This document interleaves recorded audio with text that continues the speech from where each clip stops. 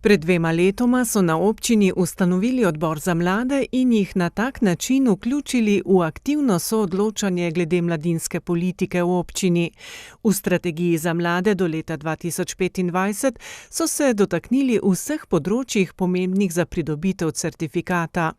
Od njihove organizacije, participacije, izobraževanja, zaposlovanja, mobilnosti in vsega, kar zraven spada, smo na vseh teh področjih imeli določene ukrepe, ki jih je ta komisija, ki je to pregledovala, tudi prepoznala. Za izpolnjevanje ukrepov s področja mladinskih politik so v občinskem proračunu namenili kar 130 tisoč evrov. Kar bomo pa naredili še naprej, seveda bomo mladim omogočili, da imajo prostor, ki ga bomo letos že pričeli urejati tukaj v občinski hiši.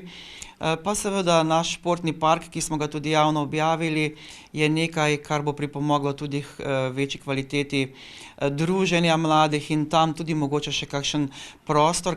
Da se bodo lažje odločali glede morebitnih gradenj, bodo v okviru strategije opravili tudi analizo potreb po novih stanovanjih.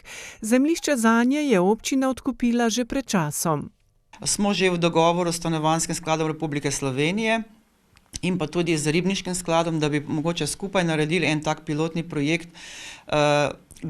tovrstnih gradenj na podeželju. Se pravi, to so drugačne gradnje, to niso bloki veliki, ampak neke drugačne skupnosti.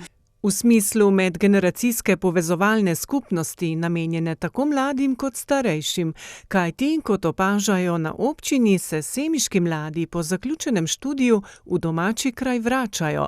Na to kaže število vpisov v vrtec in osnovno šolo, ki z leti ne upada.